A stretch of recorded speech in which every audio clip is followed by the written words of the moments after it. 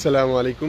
میں اس وقت تھرومسو میں موجود ہوں اور یہ رات کے 12:30 بجے کا ٹائم ہے اور روشنی سے آپ کو ایسا محسوس ہو رہا ہوگا جیسے یہ دن کے 12:30 بج رہے ہیں۔ یہاں پہ مڈ نائٹ سن ہے، یعنی سورج 24 گھنٹے طلوع رہتا ہے، غروب نہیں ہوتا۔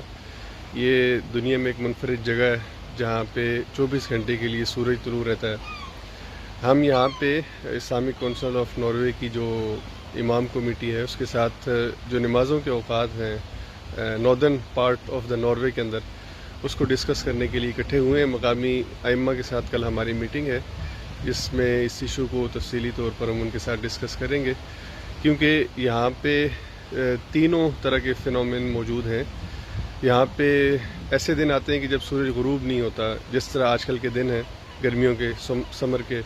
پھر سردیوں میں وہ دن آتے ہیں کہ جب سورج بالکل طلوع نہیں ہوتا، غروب رہتا ہے، 24 گھنٹے رات رہتی ہے۔ اور پھر ان کے درمیانی وقت ہے کہ جب سورج غروب بھی ہوتا ہے اور طلوع بھی ہوتا ہے اور نارمل دن کی کیفیت ہوتی ہے۔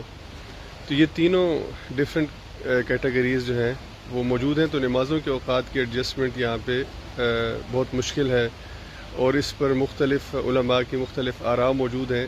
یہ فقہی طور پر ہر ایک امام اپنے اپنے اصول اور قواعد کے مطابق اس کا کوئی حل تجویز کرتا ہے، لیکن لوکل مساجد، یہاں کی جو مساجد ہیں، یہاں کے جو مسلمان ہیں، یہاں پہ جو لوگ ہیں، ان کو اس حوالے سے مشکل ہے کہ وہ جو حل تجویز کیے گئے ہیں وہ ایسا حل ہے کہ جو پریکٹیکیبل نہیں ہے، جو یہاں کے لوگوں کے لیے زیادہ مشکلات کا باعث بنتا ہے۔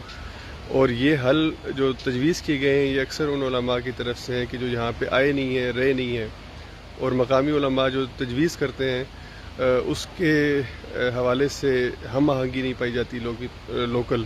تو اب اسی وجہ سے اسلامک کونسل آف ناروے نے ایک کمیٹی بنائی ہے کہ وہ یہاں کے جو نمازوں کے اوقات ہیں ان پر ایک متفقہ جو ہے وہ ایک فیصلہ کیا جائے، اس پر کام کیا جائے۔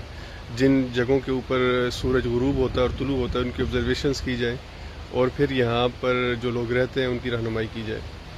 تو بطور خاص تھرومسو کا جو علاقہ ہے جہاں پہ بالکل آج کل سورج غروب نہیں ہو رہا، یہاں پہ اس حوالے سے آسانی ہے کہ کوئی بھی الٹرنیٹیو میتھڈ جس پر اتفاق ہو جائے اسے استعمال کیا جا سکتا ہے۔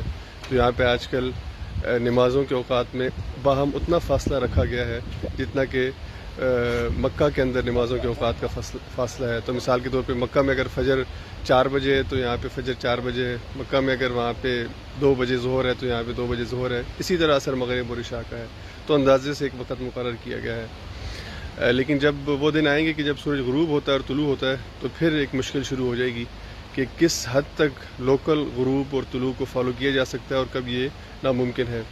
رمضان بھی گرمیوں میں آتا ہے تو رمضان کا ایک ایشو ہے، اور پھر سردیوں میں اس سے زیادہ مشکل، گرمیوں سے زیادہ مشکل سردیوں میں محسوس ہوتی ہے کہ جب یہاں پہ یہ 1 گھنٹے کا ایک دن جو ہے وہ ہوتا ہے، یعنی صرف 1 گھنٹہ سورج طلوع ہوتا ہے، باقی غروب رہتا ہے۔ تو کیا لوگ یہاں پہ 1 گھنٹے کے لیے روزہ رکھیں گے؟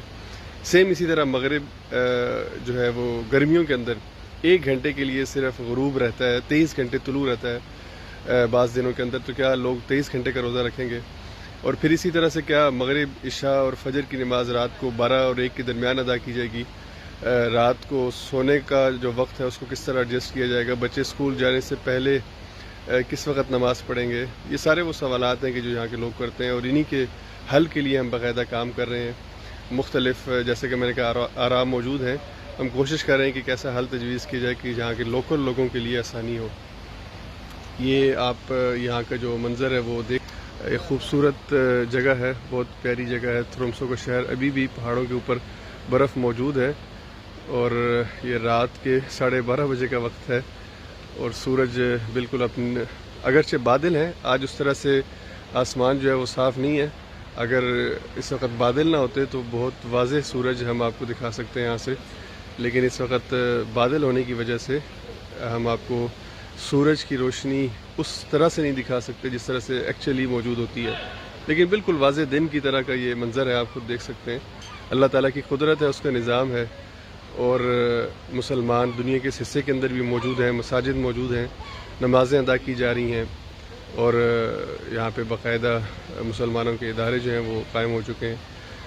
تو اللہ تعالیٰ یہاں کے مسلمانوں کے لیے آسانی بھی فرمائے اور ان کو یہاں پہ ذریعہ تبلیغ اسلام کی توفیق عطا فرمائے، اسلام کے پھیلاؤ کا ذریعہ بنائے۔ السلام علیکم ورحمۃ اللہ وبرکاتہ۔